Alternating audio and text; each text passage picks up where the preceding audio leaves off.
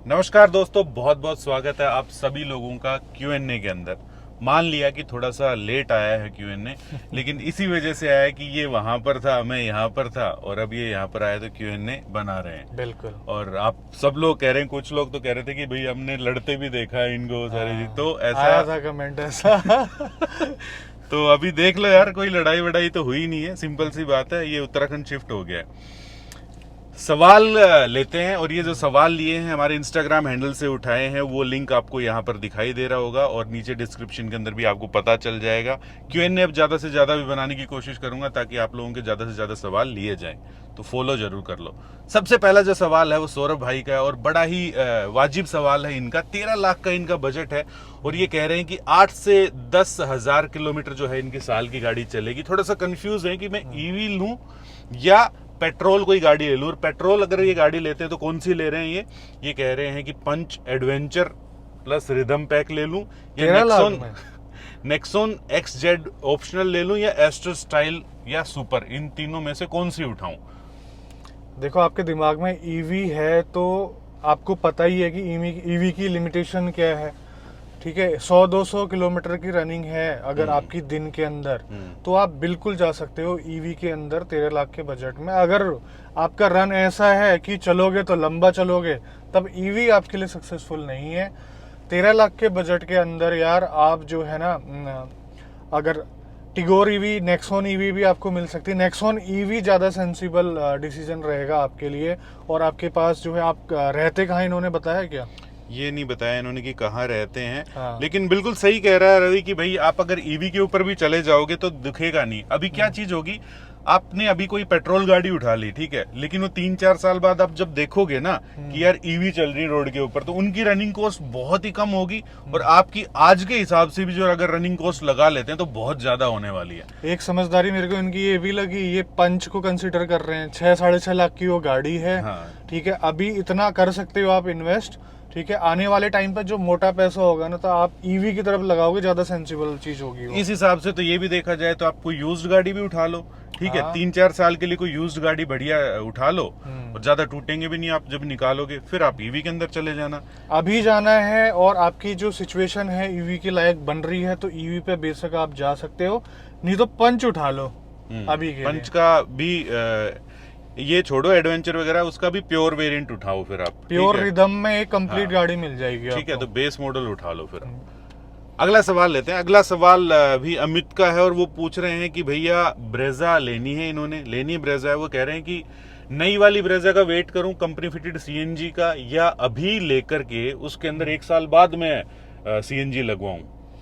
ये वाला जो है ना सस्ता पड़ेगा हिसाब किताब आपको। जो है आप अभी लेकर 1 साल के बाद जो है CNG लगाएंगे, वो पता नहीं कब आएगी CNG में ब्रेजा ना, उसका कोई हिसाब किताब अभी पता नहीं है। यार मैं तो ये कहता हूँ कि साल भर का भी वेट क्यों करना है, अभी ले लो और CNG उसके अंदर तुरंत लगवा लो। साल में तो कॉस्ट जो है ना वो रिकवर भी कर लेगी अपनी। डिपेंड करता है BS6 आपके स्टेट में अप्रूव होगी या नहीं होगी उसके ऊपर। हमारे यहाँ तो है भाई, हरियाणा के अंदर जो आराम से हो रहा है। ठीक है, अगला सवाल की तरफ बढ़ते हैं। अगला सवाल ये है कि ऋषि का है और ये क्या कह रहे हैं कि 6.5 लाख का इनका बजट है।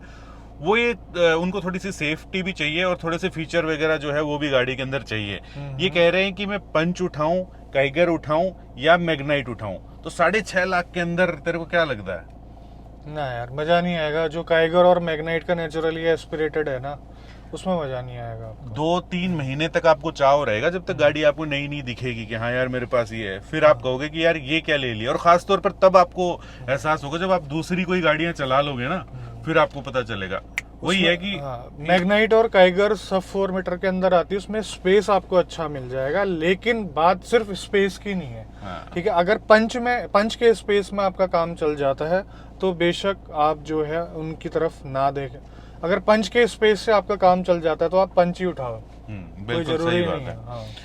तो ये चीज है। एक और चीज मैं आपको बता देता हूँ कि भाई अगर आपका क्या कहते हैं कि यहाँ पर अगर कवर नहीं हो पाया है सवाल, तो वो नेक्स्ट Q&A के अंदर हो जाएगा। तो उसके लिए तो आपको इंस्टा पे फॉलो करना पड़ेगा। और दूसरी चीज, अगर आपको बहुत जल्दबाजी है तो नीचे आप सवाल पूछ सकते हैं, डिस्क्रिप्शन के अंदर लिंक दिया गया है, 24 घंटे के अंदर आपको जहाँ पर जवाब मिल जाएगा।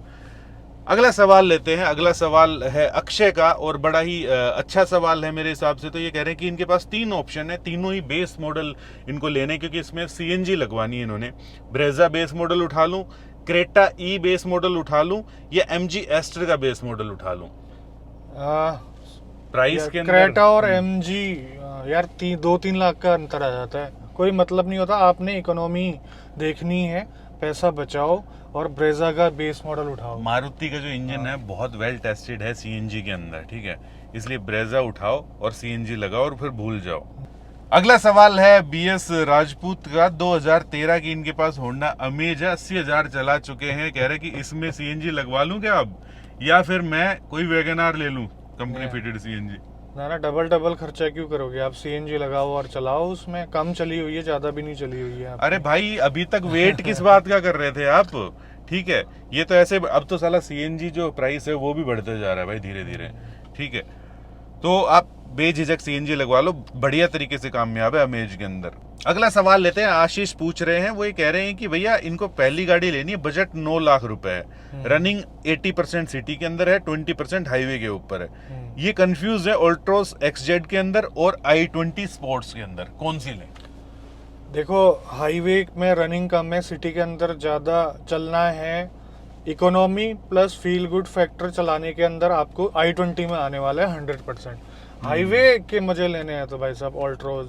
अगला सवाल लेते हैं और बड़ा ही मतलब कि यूनिक सवाल है, ऐसा आता नहीं है अमूमन। ये कह रहे हैं कि मैं WRV उठाऊं या एस क्रॉस उठाऊं। WRV 10 साल सॉरी WRV इनको 10 लाख की पड़ रही है और एस क्रॉस इनको 11 लाख की पड़ रही है, कौन सी उठानी चाहिए? सुनो, मजा नहीं आएगा आपको WRV पेट्रोल के अंदर चलाने में, 101%। मजा भी नहीं आएगा, एवरेज भी ज्यादा नहीं मिलेगी और वो सब 4 मीटर भी आपको मिलेगी। ये बड़ी गाड़ी मिलेगी, आरामदायक भी मिलेगी और WRV का फ्यूचर का कुछ पता नहीं है, लेकिन हाँ एस क्रॉस का फ्यूचर है। होंडा की जो सर्विस कॉस्ट है ना वो भी ज्यादा है, ये भी देख लेना आप। अगला सवाल लेते हैं। अगला सवाल है शशांक का। 4 लाख का इनका भाई का बजट है, एक यूज्ड गाड़ी लेना चाहते हैं। वो कंफ्यूज हैं कि जिस गाड़ी के अंदर ऑलरेडी सीएनजी लगी हो वो उठाऊं या कोई सिर्फ पेट्रोल के अंदर चली हुई गाड़ी हो वो चीज उठाऊं 4 लाख के अंदर, या फिर इनके एक दोस्त की गाड़ी है जो कि 6.5 लाख के अंदर 2016 मॉडल अर्टिगा जो है वो सीएनजी वो दे रहा है, लेकिन इनका ये कहना है कि भाई हम चलते सिर्फ 2 ही लोग हैं। देखो एक बात बताओ, मैं आज की तारीख में जिस हिसाब से पेट्रोल और डीजल के प्राइस जो आसमान छू रहे हैं, सीएनजी कार कोई बेच रहा है इस सिचुएशन के बावजूद भी, हाँ। पक्का कुछ ना कुछ लोचा है, ठीक है। और ये भी नहीं है कि आपको सीएनजी कार कोई भी मिल रही है तो उठा लो, जबकि आपने 2 लोगों ने चलना है, 7 सीटर का कोई मतलब भी नहीं, वो वेस्ट है एक तरीके का। बिल्कुल सही बात है। आपका 4 लाख का बजट है, 2 लाख 2.5 लाख और स्ट्रेच करोगे, ठीक है। हाँ, आपकी कोई रिक्वायरमेंट मतलब के हिसाब से भी फिट नहीं बैटरी। अब दूसरी एक और चीज बताऊं कि 4 लाख के अंदर गाड़ी सिर्फ पेट्रोल में चली हुई गाड़ी उठाना, आप उसके अंदर आप सीएनजी लगवाना। एक तो आप अगर सीएनजी फिटेड ही लगाओ, मतलब सीएनजी फिटेड ही कोई गाड़ी लोगे तो वो एक पुरानी सीएनजी फिटिंग वगैरह के साथ चल रही होगी। आज के दिन जो सीएनजी फिटिंग है वो काफी बढ़िया तरीके से करते हैं, आपको पता नहीं चलेगा कि पेट्रोल है या सीएनजी है। आपका बजट सिर्फ 4 लाख तक का है ना, आप 3-3.5 लाख तक की गाड़ी देखो और 50,000 सीएनजी का लेकर चलो कि मेरे को बाहर से लगानी है, फिट करनी है इसमें। युवराज सिंह को आजकल जो है वो क्रिकेट में नहीं लिया, तो युवराज सिंह आजकल सवाल पूछ रहे हैं। वो कह रहे हैं कि XUV 300 उठाऊं या टाटा नेक्सॉन उठाऊं या स्कोडा कोशाक उठाऊं। ये कह रहे हैं कि एवरेज से कोई दिक्कत नहीं है भाई, बड़े मोटे छाप रखे हैं, मतलब कि एवरेज से कोई दिक्कत नहीं है। 50 किलोमीटर इनका डेली की रनिंग है, तो कौन सी तीनों गाड़ियों में से उठाएं? XUV 300 आजकल हाँ। कोई कई गाड़ियां आ चुकी है, लेकिन चलाने के मामले में ना XUV 300 पेट्रोल और डीजल में कोई तोड़ नहीं है भाई साहब। आप उसको अगर कोई पेट्रोल मायने नहीं रखता है तो उसे ही उठाओ आप। धीरज का बड़ा ही इंटरेस्टिंग सवाल है। पहले तो राम भाई कहते, तो राम भाई बिल्कुल। और ये कह रहे हैं कि भाई इनकी एक पसंद है 10 लाख की गाड़ी, इनकी एक पसंद है 20 लाख की गाड़ी। 10 लाख की गाड़ी बोलेरो पसंद है, 20 लाख की गाड़ी इनको स्कॉर्पियो पसंद है। कह रहे हैं कि कौन सी लूं, मेरे को लगभग 40-50 किलोमीटर चलना होता है दिन का और लगभग 15 किलोमीटर उसके अंदर उबड़ खाबड़ रोड है, ठीक है। और ये कह रहे हैं कि कभी कभी जो ट्रिप है वो 200 से 250 किलोमीटर की भी हो जाती है। सर्विस कॉस्ट वगैरह के अंदर कितना अंतर हो जाएगा इन दोनों गाड़ियों के अंदर, तो इनमें से कौन सी लूं भाई, कंफ्यूज है। देखो जो आपकी कभी कभी वाली ट्रिप है ना, जो कि आप 200-250, उसमें स्कॉर्पियो आपको फुल मजे दे देगी। और जो आप खराब सड़कों में चलते हैं, दोनों गाड़ियां अच्छी चलेंगी, लेकिन जब मेंटेनेंस की बात आएगी ना, उसमें ऑलमोस्ट आधा खर्चा होगा। बोलेरो के अंदर आपका। बुलेरो के एक जो कॉमन मैन है उसको देखते हुए गाड़ी को चीज बनाई गई है। बहुत ही सस्ते सस्ते पार्ट आपको मिल जाते हैं, सारी चीजें। और यहाँ पर ये भी चीज देखो ना, आपको 10 लाख और ऊपर से खर्च करने पड़ रहे हैं उस गाड़ी के लिए।